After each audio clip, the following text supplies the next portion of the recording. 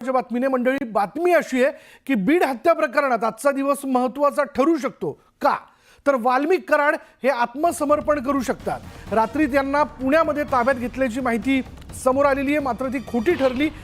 आज सीआयडी कडून कारवाईचा फास आणखी आवळला जाण्याची शक्यता आहे। फरार आरोपींची संपत्ती सील करण्याची कोर्टाने परवानगी कोर्ट परवानगी देऊ शकते तशी शक्यता आहे आणि काल सापडलेल्या मोबाईलमधील काही महत्त्वाची माहिती बाहेर येण्याची शक्यता आहे। तर वाल्मिक कराड यांच्याबाबत माहिती मिळवण्यासाठी सीआयडीने फास आवळायला सुरुवात केली। काल दिवसभर दोन महिलांना सीआयडीने चौकशीसाठी बोलवलं होतं। काल दिवसभर त्यांना बसून ठेवण्यात आलं आणि या दोन्ही महिला वाल्मिक कराडांच्या निकटवर्ती असल्याची माहिती मिळते। आता या प्रकरणामध्ये सीआयडीने आपल्या तपासाचा वेग आणखीन वाढवलेला आहे। वाल्मिक कराड हा आज आत्मसमर्पण करू शकतो, तो सरेंडर होऊ शकतो अशी शक्यता आहे। काल त्याला पुण्यात ताब्यात घेण्यात आल्याची बातमी समोर आलेली होती, पण ती खोटी ठरली। वाल्मिक कराडच्या जवळ असणाऱ्या ज्या दोन निकटवर्तीय महिला आहेत त्यांची देखील काल दिवसभर कसून चौकशी करण्यात आल्याचं कळतंय।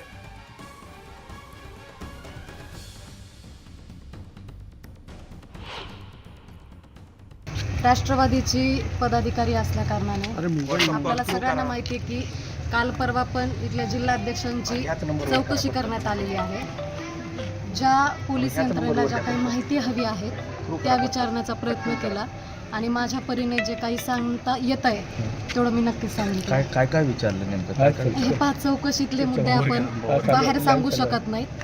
ह्या सगळ्या काय म्हणू शकतो आपण, ह्या सगळ्या कॉन्फिडेन्शियल गोष्टी आहेत।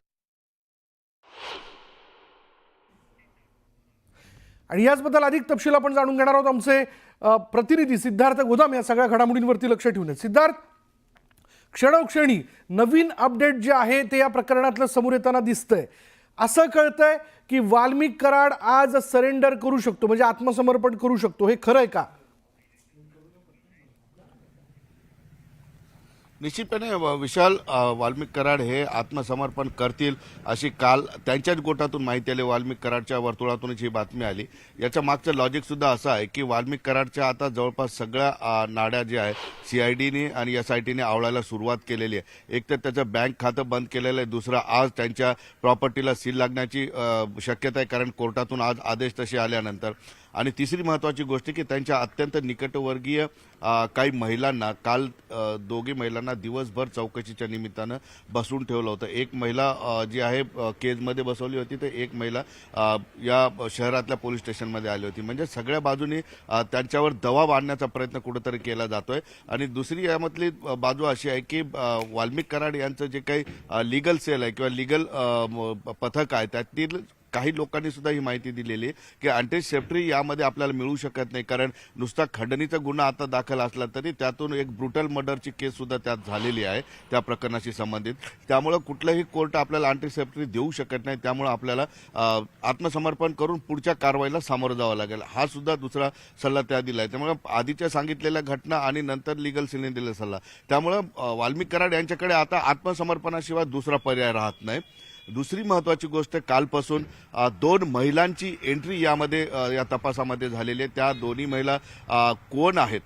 केजचे महिला ती सुद्धा वाल्मिक कराडांच्या अत्यंत जवळची आहे आणि काल ज्या आता त्यांचा बाईट आपण ऐकला त्या सुद्धा या ठिकाणी आल्या त्या या दोघींना दिवसभर बसून ठेवलं होतं। नेमकं या दोघींना का बसवलं होतं याच्या मागचं लॉजिक असं आहे की सीआयडीने जे 2 मोबाईल सापडलेले किंवा यांचा वाल्मिक कराडांचा सीडीआर काढलेला आहे त्यामध्ये ज्यांचं बोलणं वाल्मिक कराड यांच्याशी बोलणं झालेलं आहे 10 ते 15च्या आत, त्या लोकांना सीआयडी या ठिकाणी बोलतोय। आता या 2 महिलांना दिवसभर बसून ठेवलं, सीआयडीने चौकशीसाठी बोलवलं म्हणजे तो काय आरोपी ठरतो अशातली गोष्ट नाही, कारण ज्या लोकांकडून काही माहिती भेटू शकते अशा लोकांना सीआयडी या ठिकाणी जवळपास 150 लोकांची आतापर्यंत तपासणी झालेली आहे। मात्र या 2 महिलांवर सीआयडीची खास करून नजर आहे, कारण वाल्मिक कराड फरार झाल्यानंतर या दोघी महिलांनी त्यांच्याशी संपर्क केला असावा अशी माहिती येते किंवा यांच्या मोबाईलवर बाहेरून फोन आले असतील, तर त्यामुळे यांना या ठिकाणी बोलवण्यात आलेलं आहे। नेमकं आता भागवत कराडांची ज्यांचा बाईट आपण ऐकला सोनोने मॅडमचा, त्यांची ओळख आहे ते